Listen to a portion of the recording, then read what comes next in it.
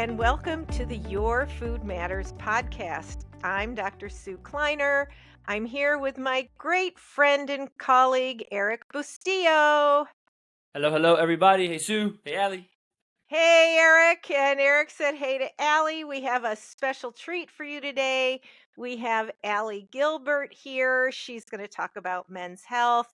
If you enjoy our podcast, please share us with your friends and colleagues. Hit that subscribe button, give us a heart, and you can share us on all the podcast platforms. And you can see us as well as listen to us on the Move Nutrition Network's YouTube channel. So, welcome to the Your Food Matters podcast. Our topic today is men's health. Erik, the man of the moment, take it away. Thank you, Sue. Thank you. For everyone listening, tuning in, we had a part one about men's health. It's a topic that's important for me, and especially with the populations that I work with, and also just being a man in the world. So Sue and I had kind of said to each other, we were like, it'd be cool to do a part two and bring someone on who is a total badass in the space. And the first person that came to mind was the Allie Gilbert. So, Allie, thank you so much for being here. I appreciate it. It's wonderful to have you on. We briefly met in person at ISSN, and then Dr. Mike T. Nelson and I did a pretty cool thing for your Silverback virtual. And yeah, I'm just so grateful that you're here. So I'm gonna let you introduce yourself and have all the fun, because I think your background and everything is just so cool, and it's going to be good for people to hear that and know that. Thank you. Thank you guys for having me. This is definitely a treat. I am a fitness professional, and my background is in strength and conditioning, which was my degree in college at Springfield College. And somehow I ended up in men's health. And I think that was because as I graduated, as everyone does with this degree, you want to train athletes. And I grew up in Greenwich, Connecticut, where I was around a lot of wealthy people. And so when I realized that a lot of the athletes I wanted to work with were broke, or unless I made it to the elite professional level, I worked with a lot of golfers in Greenwich because there was 9 golf clubs, and that brought me wealthy people who could afford to train and took it very serious. They happened to all be men. And so I realized, well, I'm going to dive right into this because golf is a sport. So I learned everything I could golf fitness. I went and took every course from the Titleist Performance Institute, became the golf fitness person. And because I worked with all guys, I was having tons of conversations surrounding nutrition and fitness and fat loss and how do I get abs? How do I fill out my shirts? Because it, was about hitting the ball farther, but then eventually it was about all the aesthetics. Always. And I'm like, I get it. Yeah. This is a front for what you guys really want, but you want to pretend I just want to hit the ball farther. So then this was like circa 2008, 2009. I went and learned everything I could about men's health because I was like, nobody's talking about this stuff, and especially a woman. So I took medical courses, spoke at medical conferences, went and just developed relationships with all different types of doctors to learn how their process worked and everything. And fast forward to now 2024, I have a remote coaching business called Silverback Coaching. And I've got 3 coaches that work with me as team members. And we predominantly focus on men and getting them jacked and shreddy and facilitating the conversation surrounding testosterone replacement therapy and helping them understand how to be the most optimal elite version of themselves. Awesome. And do you, going back to being in like strength and conditioning and that sort of thing, going to college for it and all that, did you ever feel, because it historically was predominantly like a male dominated field. Was that the case when you were there? Oh yeah. Like, funny thing is, so I went to an all girls school in high school and middle school, like 11 years, like Catholic school, like typical, stereotypical. And I graduated with 36 girls. That was it. That was our entire class. I get to Springfield, and freshman year it was exercise phys lab. Our professor was like, all right, we're going to practice doing caliper testing on each other. So if all the women can come in sports bras tomorrow, guys, you'll have your shirts off. And I was like, there's going to be shirtless guys in my class. Like, and I was like, oh, what? And I was like, well, That sounds like a recruiting call. I love college. But yeah, it was heavy, male dominated. And the funny thing is, like, a lot of people will ask, did you always feel like you had to prove yourself or had to do extra or whatever? And I never felt like that. And I think because my personality is very bro, like I tend to get along well with guys. I like cars. I love sports. Like, I was always an athlete. And so I think that just naturally allowed me to become relatable in a sense. So when I trained a lot of the housewives in Greenwich, I could not relate. Like, I was not into designer clothing or purses or anything. And I remember, like, one client was like, I have a Birkin bag that you can have. And I was like, what's that? And I was like, nah, I don't need one. Probably should have taken it and like sold it or something. I didn't know what it was. I was like, do you have Nikes? Like, I'll take Nikes. So like, so yeah, so that was like kind of how I morphed into becoming, I guess, approachable and relatable, because I understood like the activities and the stuff that they're into. But then I also was around men for so long that I picked up, similar to you, Susan, like on the behavior, how they spoke to each other, how to talk to them. Structure and specificity does very well. One question at a time. You can't answer more than one question, because if you send them 3 questions, you'll only get the last question answered. So one thing at a time. So you learn a lot. That's how we function. That's all. Yes. Simple. And what did you play growing up?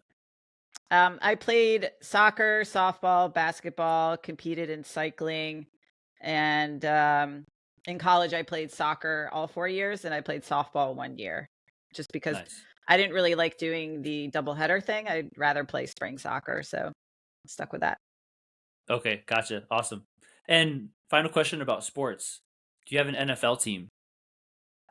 Oh, that's tough because my husband works with guys on specific teams, so I'm basically whatever team they play for at what year. So I have various sweatshirts and shirts. So, but me personally, I don't, because we actually didn't have football in school until I got to college. And then I was like a somewhat Patriots fan because I was in Springfield, and, being a Patriots and a Yankees fan was totally normal in Massachusetts. But past that, no. So I got made Okay. fun of enough for that. So why? Well, just curious because I'm definitely not a Patriots fan, but being born and raised in Yeah. Miami, I'm just a Dolphin fan. But Yeah. so I was just curious on that. Okay, I'm going so to just put my 2 cents in for the Seahawks, but too Meh. bad. The Dolphins have Right been now, bad enough for long. I'm a Tampa fan right now, but that could change. It's cool. You're like a chameleon. It depends. Yes. So you mentioned getting into the men's health space, and that not a lot of people were talking about it. Which kind of leads me to the first like official question talking about men's health and whatnot. Do you think that we have in some way let men down? And as far as like the evolution of like recent and modern society, and a second part to that would be, do you think that we're doing enough to, I guess, just support men all across the board? I think that it's gotten better and worse at the same time, if that's even possible. So when I entered, I would say maybe 2012 was like my official entry into the men's health space. That's when I decided that's going to be what I'm going to niche in and just purely focus on. Testosterone replacement was something that was still new, and you couldn't buy lab work online yet. So telemedicine wasn't really a thing. Like, if it was only on platforms that were super HIPAA encrypted and stuff like that. But doctors didn't really have it set up, and there weren't a lot of clinics that understood what that was. Obviously, COVID made that super accessible for a lot of people. The conversation surrounding testosterone replacement has still stayed with its stigmas, and many of those whom our friend Rick Collins talks about all the time, and the fact that it was demonized, and it's a controlled substance and attached to cheating in sports.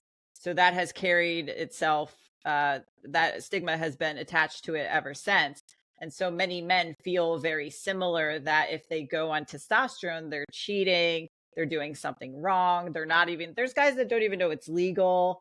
Because it was still very new, that like, 10 or so years ago. And I think that socially, there's a lot of discussion there. Rick and I love talking about this stuff, because socially there's a lot of narratives that get pushed, and that seems to be pushed more so in the media than I find in person. And the reason I say that, and this could be a very biased reason, but my Instagram following, even though it's only 20% female, I did a poll and I asked for just the females to respond. And I asked them, do you guys appreciate chivalry?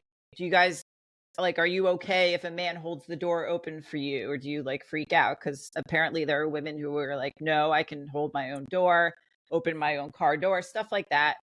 We'll come back to having that. to do with the whole toxic masculinity thing.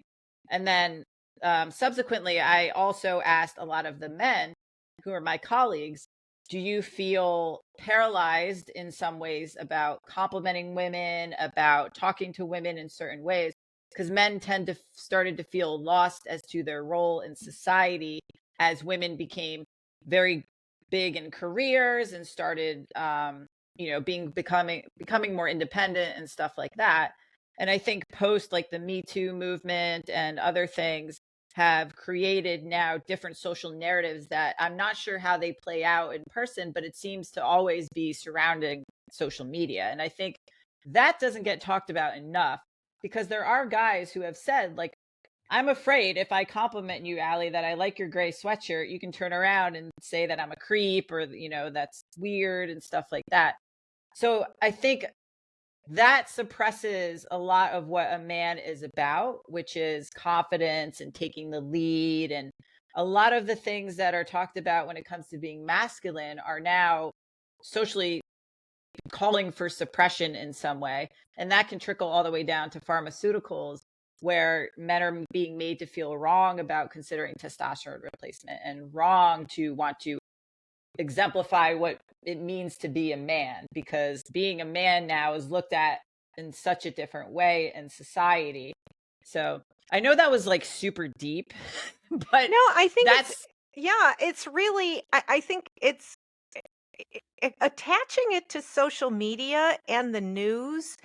I think is really important, because I don't know what you got in your responses when you asked on your social media for replies, but in the world that I'm in, I have to say my practice for the first decade to 15 years, I was exclusively working with men.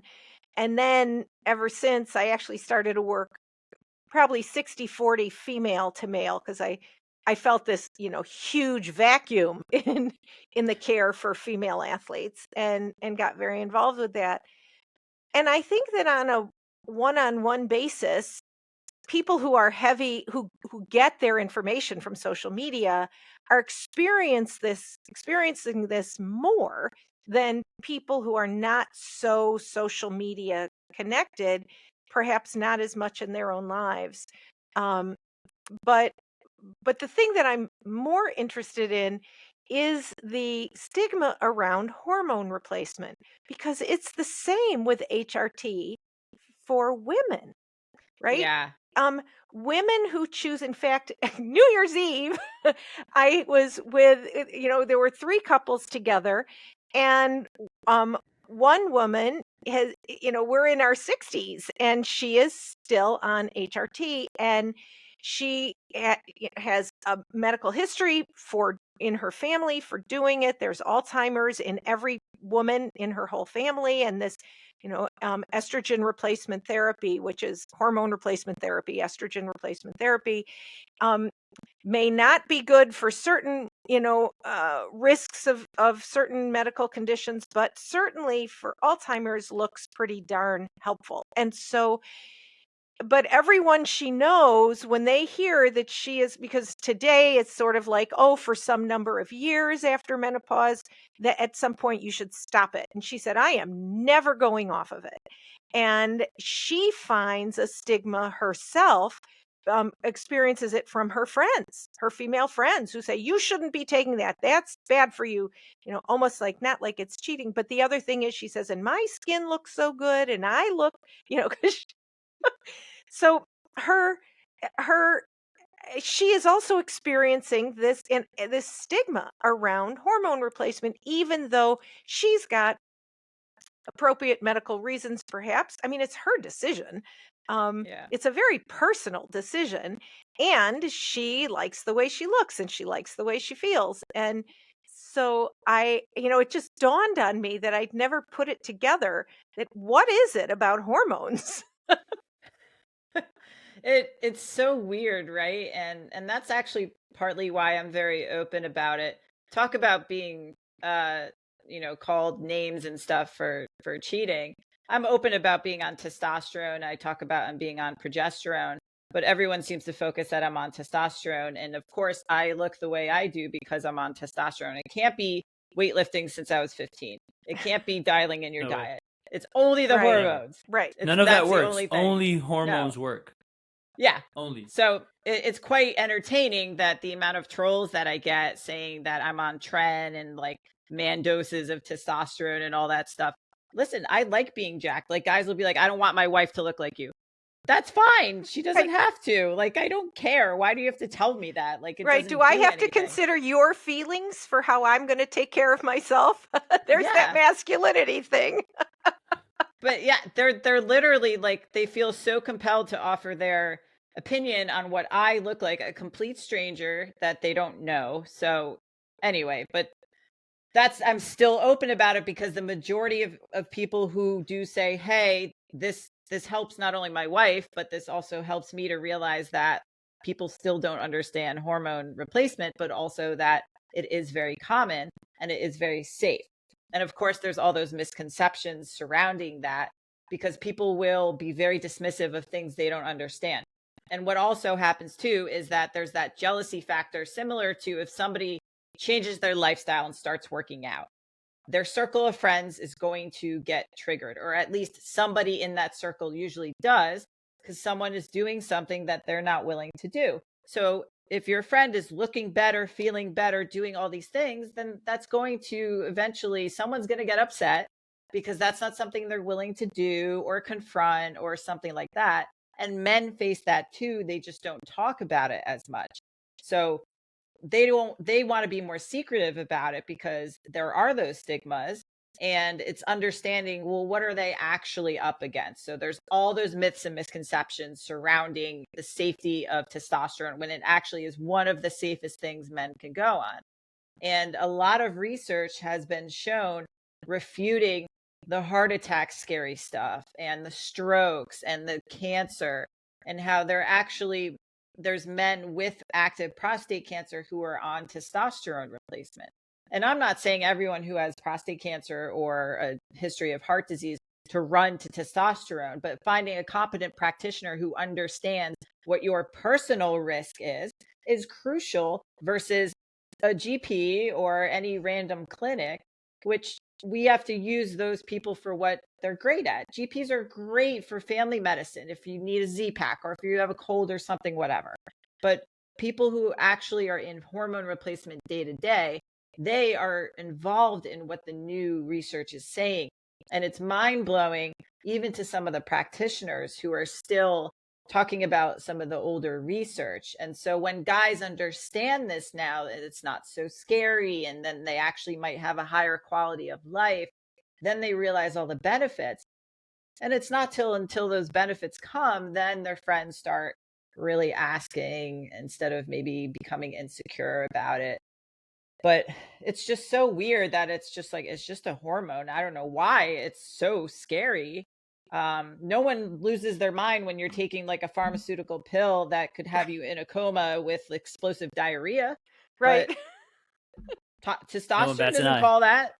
Yeah. Yeah. Nobody For bats sure. an eye. Yeah, it's so really, it is fascinating. And also the even, like you said, men today, even young men, don't understand the difference between what the replacement dose is and like what you know, a really jacked bodybuilder might be taking. That there's a significant difference. The outcomes are not the same, and the risks are not even close, right? Yeah. Oh my I think gosh. a big part of it is normalizing the conversation, right? Yeah. Which I think is a huge part of what you're saying, Ali, because imagine we're afraid to talk about hormones and hormone replacement.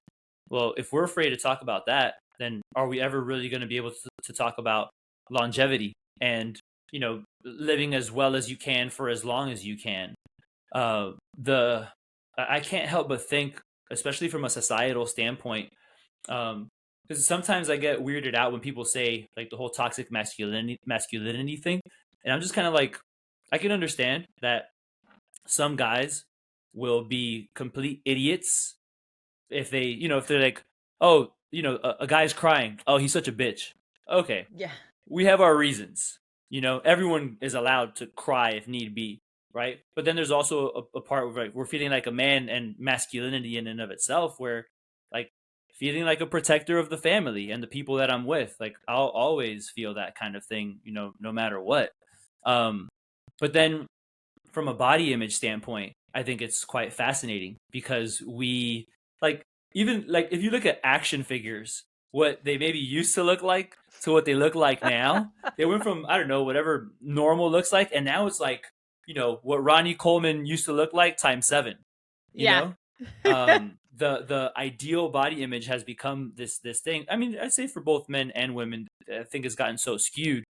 But then you start talking about hormones and automatically people will associate testosterone and or hormone replacement with looking like the people who compete at the Arnold for the Olympia that are on potentially super physiological doses and they are trying to look like that. That's Mhm. their specific goal. And not to mention other things because once when I started working as a dietitian again over a decade ago, I remember hearing I worked with a couple of guys that were in bodybuilding and they were openly on testosterone, and I had never heard this before, but one guy was like on insulin as well. So for me at Mhm. that time, I was just like, what on earth? So now it's not just testosterone that some people might be on. It could be insulin. They might be on some thyroid thing or whatever other type of medication. And it's like, no, we're talking about health, longevity, and performing at your best from a physical standpoint, lifting your weights, recovering with your partner in bed, like all of these other things. We're not talking about going and winning the Olympia. And by not talking about these things, people will continue to believe that hormone replacement is trying to win the Olympia when you're just like a high school teacher. I can't begin to tell you how many people wish that would happen by just going on TRT. Um, that would be, I mean, we have guys training very hard, 5 days a week, trying, like you said, to look that way. And it doesn't just happen like that. And it's amazing because in one sense, it's dismissive of the hard work that people put into the gym and people think, oh, that's just what they look like. Um, but also they're judging it by bodybuilders and they don't understand the dosage differences and they don't know what that looks like. And it's funny too, because like, I think it was maybe just 10 years ago. That's it. Where if someone looked a certain way, like progress photos we would put up of our clients, someone would be like, oh my God, what program is he on? What diet is he on? And now they're just like, so what's his protocol? That's all they ask. And they're like, well, what gear is he on? So it's like, really? Every time we post before and after photos, they're like, oh, when did he go on testosterone? When did he do that? I'm like, yo, we have guys that have been on TRT the entire time. And there's tons of guys on TRT in America you would never begin to know just by looking at them. And For I've sure. actually talked about this openly on podcasts where you literally can sit on the couch and inject whatever you want, and you're not going to turn into what you see on the stage at Olympia. And of course, they all come at me because there's one study that shows if you inject 600 milligrams of testosterone, then that can grow lean muscle mass. Great. Okay. I am wrong. I guess I'm wrong because go try it out. Get every anabolic you want plus testosterone, inject it all, and see what happens after a few months of you sitting on the couch. So you have to put the work in. You have to dial in your nutrition and your lifestyle, because in fact, the healthier you are, the leaner you are, then testosterone actually works better and you're not sitting in inflammation and stuff like that. But yeah, that drives me crazy when guys just think that that's what happens. Or on the other case, they're like, I need testosterone replacement to look like this. And they think that it's just a panacea. So, Allie, give us a list. What are the health benefits for the right individual for testosterone replacement? So most men associate high T with sexual performance naturally. They think that as long as that is good or at least decent, they probably have fine testosterone. When in fact, there's a lot of other benefits and symptoms of low T that really is not often talked about. But the main thing that men notice when they do go on testosterone is the cognitive clarity that they have, just much sharper focus. They feel like it's almost like a natural Adderall in a sense, where they're able to really get stuff done. They can actually motivate to do it. And this is motivation not only in work, but in family life and chores and, really anything. And they never expect that. They think right away, as soon as I inject testosterone, my sex drive is going to go up. And that actually doesn't always happen, because that might not be the limiting factor in somebody's sexual performance. But the ability to actually get your work done, to actually feel that you can sleep, to feel that you can recover, to have the ability to focus is like, oh my gosh, they're so shocked about that. So that, and not only is it like a very powerful, like neurological hormone, but then because it converts into estrogen, that provides the neuroprotection, the cardio protection that men need, similar to just when women go through menopause. If they lose estrogen, bone density as well, bone density, insulin resistance, they can gain belly fat, they can become prone to heart disease and stuff like that. And the same thing will happen in men. So if he has low testosterone, probably has low estrogen. But if he goes on testosterone and then that converts to estrogen, then he needs that because that's good for him. Mm-hmm. Yeah, great. Yeah. It's so wild to me also to think about the lifestyle component of it all, right? So a lot of times when I'm talking with patients or clients or just educating groups, and I do a lot of work in the tactical athlete space, so I get a lot of these questions about hormones, and now a lot of like the peptide questions and all of that. And there's always the boring part of my answer, that the three fundamental things are always going to have to be a staple, which is doing what you can to optimize your sleep. That's number one. Well, they're not in any order of importance. The next thing is make sure you're training, physical activity, movement, lift your weights, work on your aerobic side of things as well, right? It's not only about lifting weights, but if we can do a combination of things, then wonderful. And then of course the nutrition aspect of it. Like if you hop on this and you want to take those 600 mgs of testosterone and sit on the couch and tell us what happens, I mean, your life is yours, but those three fundamental things should always happen. Because if not, you're expecting this hormone replacement to do everything for you. And no one and no thing can do everything for you, not even freaking AI at this point. Yeah, I mean, it's everyone kept saying, I wish I had a pill, I wish I had a something, and I bring to their attention, so you guys tell men that they're cheating if they go on testosterone, but you are the same people that will trip over your grandma to get Ozempic when that's at the pharmacy, and that's not cheating. And we don't have Ozempic deficiencies, and we're not suffering from lack of GLP-1s in our bodies. Yep. Oh, Right. but that's different. You know, Yeah. And that's such an excellent point that you make there. Which that the shortage of hormones, or like the levels running low and whatnot. It kind of does lead me into the next question, just kind of discussing the topic of, is it normal for men's testosterone levels to decrease with age, and what would be like a health justification um, for like replacement doses, quality of life, and if yeah, like what's the is there a norm around that, like with age and that sort of thing too?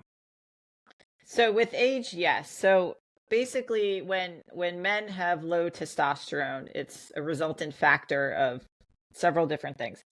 But if they get lab work done, then that can come with some sort of diagnosis. And those diagnoses are primary hypogonadism, meaning that pretty much their testicles don't produce testosterone. That is what men who are older will suffer from. And that cannot be rectified through anything other than hormone replacement.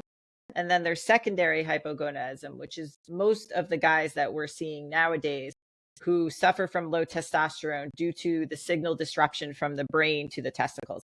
Pretty much the tactical guys. So anyone who has been involved in having a TBI, any sort of concussion, trauma to where the pituitary signal is going to get lost, disrupted, or just cut off, probably need hormone replacement. But in lieu of that, they get handed SSRIs, Ambien, Adderall, all these other things Wow. instead of getting their hormones tested. Yeah, because we have a lot of military guys as well.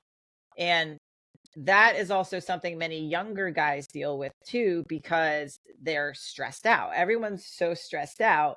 The stress impact on the body is so massive that that can absolutely suppress hormone production, because your body's not like, I feel great, let's procreate. It's like, oh my God, I have to keep them alive. So I'm not going to rev up sex drive. I'm not going to produce enough hormones to help facilitate everything. I'm just trying to keep this dude alive. So that has such a big impact. Then also, what else causes stress in the populations that we deal with? Guys who don't eat enough, guys who train a lot, guys who do both. And they're literally pulling on both ends of the spectrum to where now they're depleting themselves of not only nutrients, but hormones as well. They feel terrible. They supplement that with as many stimulants as possible, and they start to feel worse. And they don't have the muscle mass that they think they should. They don't feel the way they should. They have no sex drive. They just overall are like, you know what, I'm going to give up at life. And then they look at what steroids can I take to rectify this, when in fact they may just need a starting dose of replacement testosterone. Or how about you sleep a little bit, rest more than you are now, eat more than you really are right now, and maybe we take a day off from training too. But Yeah. yeah. What's your experience with very low carb dieting?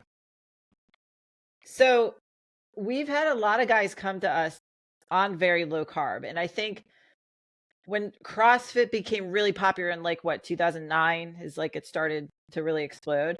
And then Yeah, early paleo 20s. was like, yeah, paleo was the thing. Like you couldn't go to CrossFit unless you were paleo. I think that was the rule. Like you weren't The allowed, entry ticket. yeah, in the building. And that's a very high glycolytic activity, and you're trying to fuel that with sweet potatoes. Right. So it's a lot of time in the bathroom with a lot of sweet potatoes. So it's very difficult. And I think that because of that craze, and because we've been through the demonization of every macronutrient, like I think now we're on to protein and then maybe fibers next. I don't know. But because of that, guys just did not feel good because they're just unable to support what they were doing. And also because low carb was the quickest way to drop weight, a lot of people thought that's what they had to do. So we'll have guys who come to us who have done like strict keto, like measuring with the blood and everything, and also doing carnivore. So where it got them to a certain level, but they felt depleted, they felt skinny, they felt smaller, and just couldn't get to where they wanted to. But then they're like, I can't handle carbs because I blow up. And if you eliminate a macronutrient, then over time, your body's going to be like, oh, I don't need the enzymes to break this down. So I'm not going to produce them anymore. And then all of a sudden, an influx of carbs, of course, that's going to upset your stomach. And you guys know that carbs bring on water. And guys, just like women, will think, oh, I'm fat, which it's been 2 days, but still they think, oh, I'm fat now, so I have to go back to low carb. But not only go back to low carb, go even lower, go like negative carb, like no vegetable carb, Right. and then try to perform on that. And we have found that men, when they go through the process of strategically adding more carbs and trusting that they're not going to get sloppy and all of that, they do really well on high carb and low fat. But this is men, I have to provide a caveat. This is men who are around 15% body fat or lower. So men who are 20% or above, we will definitely start them lower carb so they can take the glucose load off their mitochondria, get them more efficient at burning fat, get them leaner to become more insulin sensitive.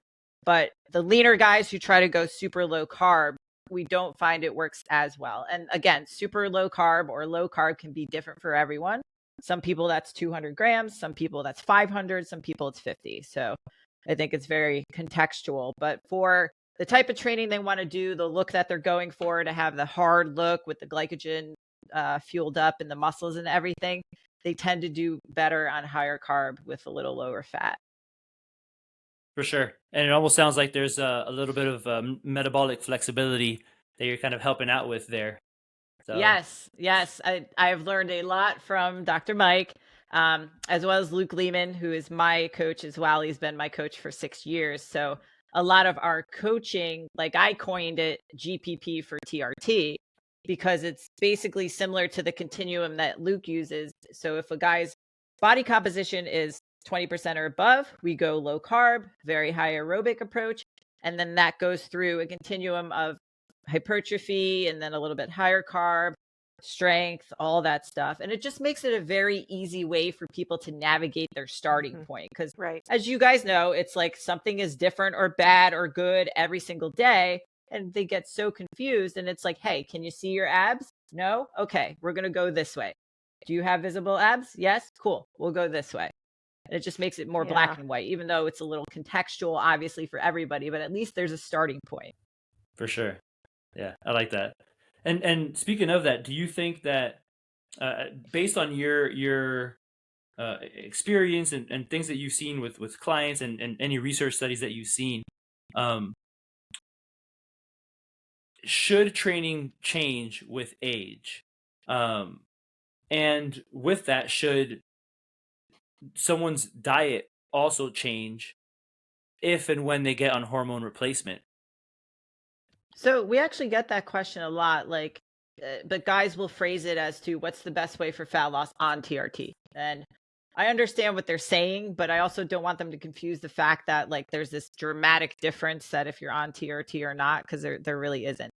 But a lot of them aren't prepared for the stimulation and hunger that they get. And so then they're like, oh my God, I'm super ravenous and blah, blah, blah.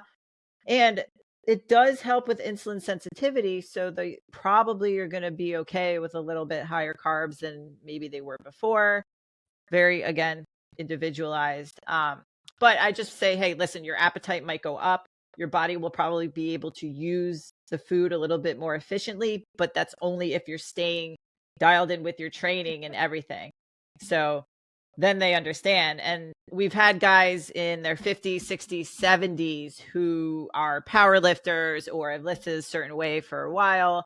And I would say the way it changes, like one of our coaches, Brian Cron, he's 50, he's got like a 12 pack, and he's really big on creating different variations that he calls old man training.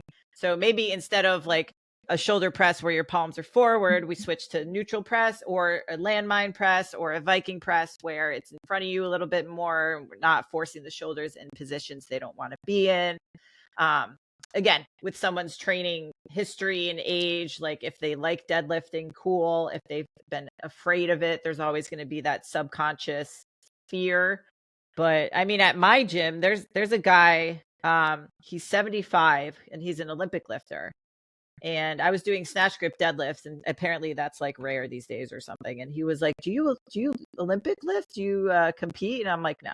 And he's like, you should. And I really don't want to. Luke would love me to. And I'm like, my coach would love you, but I'm all set.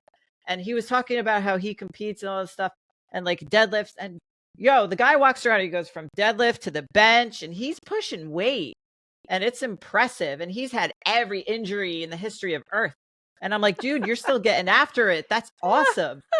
And he's like, yeah, like, like 75. I'm like, that's really cool. I was like, I want to be like you when I grow up. Yeah, that's why he's 75. Yeah. But I'm sure, everybody knows someone who is like the same age who literally looks older, Right. can't move as well. Like, not the yearbook, Facebook. Like you see people you went to school with on Facebook, you're like, oh, Yeah. oh. Or you go to like a reunion, or not a reunion, but you see people and you're just like, wow. And they're like, oh my God, you're like, how did you like keep up like this or whatever? And it's just like, you got to stick with it. So, Yeah, I think really to a point that you kind of mentioned earlier about you putting in the work consistently for, like, I think you said since you were 15, right? yeah, it was not consistent, but I started when I was 15. Yeah. You started when you were 15, right? So, and I can relate to that. For me, it's has been quite consistent since I was just around 15, or maybe before that, a little bit before, I don't know, but always playing sports. And interestingly enough, there was this phase in my life when stress was extremely high, which that really impacts people a good bit, as you mentioned. My sleep was virtually non-existent. My nutrition was all over the place, and my workouts were also just so sporadic. Probably the only time in my life that I can recall. And sure enough, I felt it. And when I got blood work done, testosterone was medically low. Um, and I didn't need the blood work to tell me, but when I saw it in the blood work, and I know it's a snapshot, but I was still like, I don't like that. It was like in the 220s or something, and I was like Yeah. 27. I was like, I don't like that Wow. number. Yeah. And then, Yeah. I mean, I got back onto my regularly scheduled program, and I forget if it was somewhere between 6 and 12 weeks later, remeasured, and my levels were back up at like 840 something. But I was like, I just had to get my shit together to get back to that, right? Well, Sometimes men need that too. They and need to I see think it. that men, as you Yep. were, sort of the whole societal thing, you get to a point in many men's lives where they then have this sense of responsibility for their family, and they have now, started a family, and there's the extra financial burdens that they carry, and they go to work, and they're now maybe in their late 30s, early 40s. They have more responsibility at work, and they feel like there's a real pull on them between doing all the things that they need to do for work and getting home, so that they have time at home, because now that's expected as well, which is great. I mean, it's wonderful. But if you don't have a role model who's shown you how to do that well and still take care of yourself, um, or between the two of you as partners, whoever is, that you're having a family with, doesn't help you maintain that balance somehow, the strain is just too much, and something has to give. And typically it's your time in the gym or your exercise time. And I know that happened in my life with my husband. I always worked from home, so there was a lot of pressure on me because I was managing everything at home, with two children. But I was at least getting out and running around, and I did know that I had to have my fitness time. um, he had let his fitness go, and I was like, this can't stand. You're not okay. You need to take an hour at least 3 times a week. The gym is between here and your office. You need to stop and work out, and let's get a trainer so that you have an appointment that you have to make, Yeah. and you won't just say, I'm coming home. And he said, well, but then, I'll be by the time I get home, it'll be nearly bedtime. And I said, so here's the deal. We could have 10 years of you home, and then you'll drop dead from a heart attack, or who knows what could happen because you're so unhealthy, and you'll be so stressed out because you have no stress relief. Or you could take an hour and a half, 3 times a week. We're talking about a handful of hours in a whole week, and we'll have you here for a lifetime. So I'm going with the go back to the gym. And he did. And so I think having some perspective on what does it really mean to give up that personal fitness, what does that really mean? in the long run and the short term if you can't manage your stress either because of that. So you need to have something where you blow off steam. I love that. I'm going to use that with men who give me the time thing, because it is an issue with guys who do work very long hours. And if they're dads, it's usually having to shift to where they're getting up obscenely early compared to when they used to, because that's when, nothing occurs. Like Right. the way I would say for them to plan the day is like, okay, so if you have X number of things to do, and say one of those is to go to this store or drop this off, well, that's not open at 5 a.m., but you have training. Why don't you do the training Yeah, when that was you my can't go? solution. Yeah, I'd go and come back before anyone was exactly. out of bed. Yeah, and it works, and it's like, I don't think anybody gets up that early and was like, oh my God, I can't wait to go to the gym. Like, maybe sometimes, but it's supposed to be difficult. It's supposed to be uncomfortable. But like you said, putting it in the way that you did with the perspective, or having to look at blood work to see like this is a problem, you have to do something about it, is sometimes the push that people need. I always tell the story. I had this client when I trained in person who was a very high level, I don't even know what he did, one of those jobs that you can't explain. And he was one of those people who's always like, I don't need to sleep. I don't need to sleep. Oh yeah. Like I'm a Yeah. hero or whatever. He was bi-coastal from Connecticut to California. So he'd fly in from California on a red eye for a 6 a.m. session with me. More often than not, I'd be on the gym floor 6:05, 6:10. Oh. He texted me when he was on his way. I don't know where he is. And then I get a text like 30 minutes later. He fell asleep in the locker room putting his shoes on. Oh. And I'm like, dude, this is a problem. And he's like, no, we got 20 minutes. Let's get a workout in. And I'm like, I'm sending you home. Yes, I'm charging you. You're going home and I'm charging you for stupidity. You need to get this in check. And I made him get blood work, and it was a mess. Inflammation all over the place, blood glucose terrible, like anything you can imagine with somebody who sleeps 2 hours a night. Right. And he finally got, like, it took that much where I'm like, falling asleep in the locker room is not okay. Like, how did you drive here and then you just like keel over, like tying your shoe? Like that, no, like, but That's again, wild. the whole I don't need to sleep mentality, I need to work out. It's like, okay, so let's look at, what we're sacrificing here, what we can control here. And a lot of that comes down to controlling the controllables. If you can control the time you train, that's one thing good.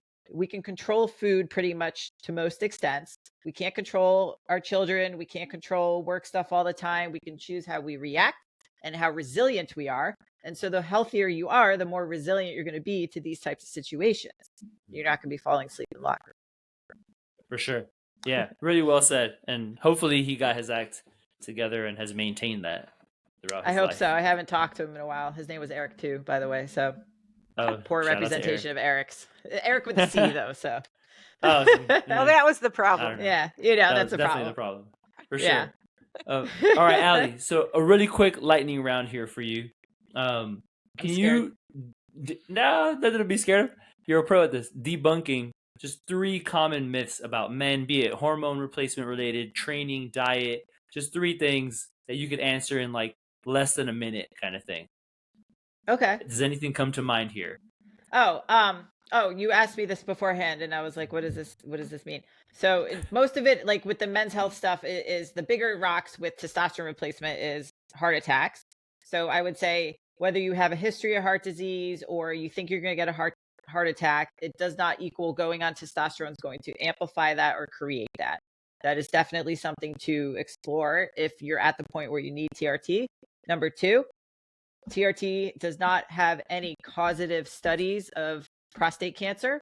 So if you have prostate cancer, or if you have a history in that in your family, or if you've been treated, definitely finding a physician who understands how that happens and the correlation studies and how they're not the same. Very important also. Number 3, I think many men are afraid of losing their hair on testosterone. That's a big one. So if you're genetically predisposed to it, meaning that your dad and brother or uncle, whoever, have lost their hair, that may mean that if you go on testosterone, it might speed up that process a little bit.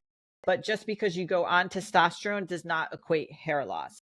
A lot of people who see bodybuilders going and losing their hair, that's not due to testosterone. That's due to other things that they're taking that can accelerate hair loss a lot more. So don't be scared. Awesome. Thank you for those. And then Sure. I do have a final question. And obviously, I would like to hear any other messages that you have for the people out there, especially the men. But if you could eat a meal with anyone, dead or alive, who would it be and what would you eat? So I was asked the other day, who do I want an introduction to and who do I want to really interview very, very badly? Highly controversial, but Andrew Tate. Do you know who he is? Yeah. Yeah. Yeah. Definitely controversial, that's for sure. Oh, yeah. Because I think he plays many characters, and I think he's also one of the most highly misunderstood people. And I've listened to a lot of his full-length podcasts in which there's actually a lot of things that I agree with. But he obviously, like anybody, when you don't have context and you see only a clip of what somebody says, it's very easy to judge what they're about and what they stand for. But if you really pay attention to what he talks about and how he delivers it, there are different ways that he delivers it. So I would just love to like get in front of him because like I just think it would be fun. So What would And you what would eat? you eat? Yeah. oh, steak. I'm boring. Easy enough. Yeah. And you brought up a good point there, because I'm like, a lot of times I think what we say matters, but the way that we say it matters. So sometimes someone can make a really good point, but they might just say it like such an asshole kind of thing, and I'm just like, dude, you have a good message, but the way that you deliver it is just like I can't get down with that. And I've seen that so many times. So yeah, it happens because again, any podcast that posts clips, like if they don't watch the whole thing, people are not going to understand what it's about. And it's like, okay, you're taking it out of context if you watch the whole thing, but they don't have time for that. So I totally get that. Like, I mean, I think it'd just be funny. Like if I ever got him to speak at Silverback and like keynote, people would be like, what is happening? And, you know, that would be funny. So yeah, I'm sure it's a shocking answer, but that is like, you know, I want it to be somebody who's like very intriguing. I'm very intrigued by him, the whole masculinity stuff and all that. So I got you, yeah, and I respect it. To me, I've kind of trained myself to not let anything kind of like shock me in any way. I respect people's opinions on things and all of that too. And it was funny what you mentioned also about like holding doors open for people. This just made me think of that. I'll never forget. My brother shared a story with me one time that he held the door open for somebody. It was a lady, and she stepped back and looked at him like he was a piece of shit, basically, and was like, what? I can hold the door for myself. And I'm like, what on earth? Like, he wasn't being a jerk. He wasn't like trying to like smack her butt as she walked past the door or anything. Just, I mean, I'd hold the door open for a guy also, like whatever. I It's hold just the the door open craziest all thing, the time. you know? Yeah, people. It's like I mean, common. yes. Yeah, Just but being like courteous. to allude to before, because I did not disclose the results of that poll, Susan. Most women prefer chivalry. They prefer guys like, you know, being courteous in that sense, at least from the 20% that follow me. So it's not the biggest, you know, pool to choose from, but still, that was the overwhelming. It was like 99%. I think there's like one or two people that were saying they don't like chivalry. And again, maybe they don't understand what that is or whatever, but you know, like pulling the chair out when you go to a nice restaurant, or like when we were, you know, in high school, when men would open the car door from the other side, which is like not necessary anymore. I still open the car door for my lady. Like I still go around, open it, close it. Like yeah, like that's the, you know, I think that's cool. Or if I have like when I go to seminars now and I'm traveling with guys and I have a lot of luggage, like they just grab it and take it, which I totally appreciate. Some people get weird about that. You know, there are a lot of different ways, and everyone has a point of view from their own life experience, and so I don't judge or you know, interfere when people have these strong feelings. There's a reason that they do, typically. Yeah. I don't gauge myself relative to anybody else, right? I Yeah. am me in my own skin, and I know what I can do and what I can't do, and I surround myself with people who respect me and love me, right? And so if they want to help me, that's got nothing to do with the fact that I'm a female.